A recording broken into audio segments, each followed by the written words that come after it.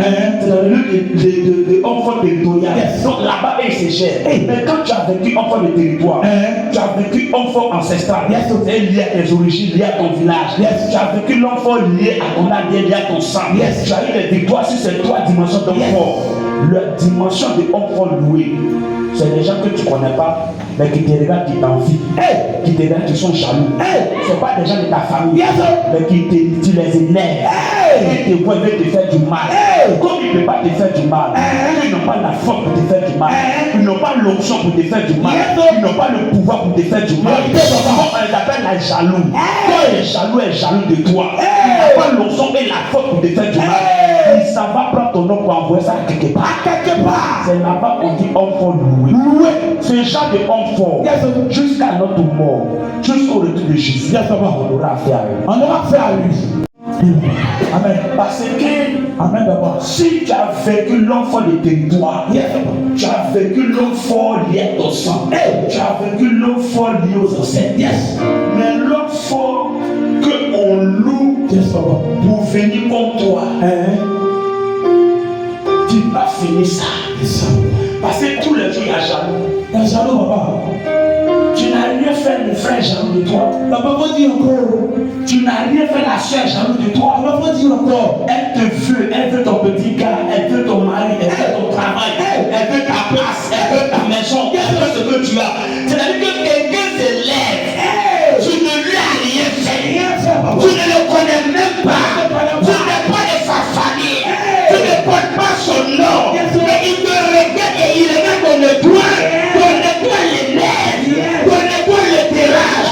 Ton étoile le fatigue. Et quand tu regardes, il est jaloux. Et quand il ne peut pas te faire, il s'en va voir un marabout. Un marabout. Un féticheur. Un féticheur. C'est comme ça qu'on prend ton dessous. Tu perds ton dessous. C'est un homme fort qui a pris ton dessous pour avoir quelque part. Qui a pris ta chaussure qui a avoir quelque part. C'est comme ça, tu perds un bijou. L'enfant a pris ton bijou, il a avoir quelque part. C'est comme ça, tu es au travail. Tu viens matin dans ton bureau, tu sens l'odeur. Tu ne comprends pas, il y a l'odeur. Il y a un enfant qui est là au béni. C'est comme ça, tu vas dans ton champ. Tu es là parti comme ça sur la roue de ton champ. Tu vois que le champ, un fétiche, ils sont déposés à l'entrée de ton champ. Il y a un enfant qui est là au béni. C'est comme ça, tu veux te lever faire quelque chose. Devant ton magasin, tu as vu le matin, ils ont cassé, ils ont jeté, ils ont déposé. Tu ne comprends pas comment ça se passe. Il y a un enfant qui est en train de louer un autre enfant pour te faire du mal.